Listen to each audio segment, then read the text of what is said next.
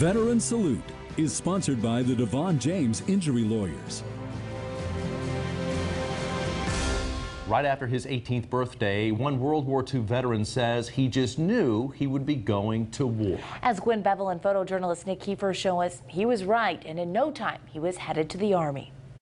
Bill Hendrix remembers what the 12-day trip to World War II was like. He says 8 of those days were in severe storms in the Atlantic. I told someone I didn't know they could stack water that high, that because the waves were so terribly high. And Bill Hendrix says after that rocky voyage, the company he was part of arrived in England where they set up a shop. And what it was a tire recapping and rebuilding shop. Hendrix says the war sure took a toll on tires. Some of them had big holes in them. Some of them had one big hole all blew out of the side of it. One of it had a tire blew in two. Hendrix says the soldiers also watched so many bombers take off. All loaded with bombs, all loaded with crews. They knew what was heading, and that was the day that they bombed and dropped troops. He says they wondered how some of the aircraft even stayed in the air. We saw many planes come back in with big holes in the side parts of some of the structure of the airplane tore off, like a part of a wing or a part of the tails. Hendrix says although he didn't see anywhere near the worst of the war, the soldiers knew they were doing their part in the tire shop to keep the war effort rolling.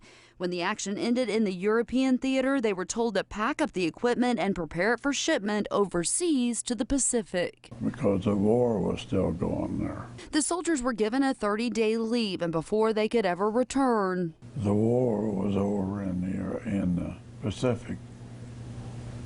So that immediately stopped our orders from going over there. Hendrix says his company was disbanded and the men were sent all over. Our main duty was the processing of the soldiers coming back in from the Asian theater. He says it took months to get their comrades back to the U.S. That it was all a part of the war effort.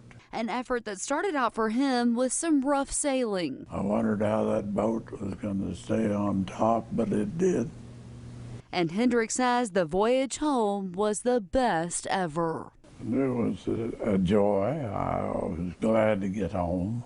Hendrix says when he finally returned home, he told his parents the military gave him a better life than he was accustomed to. He says they gave him decent clothes and shoes and even provided entertainment. He says he had it better in the Army since he was used to living in the Great Depression where so many had so little.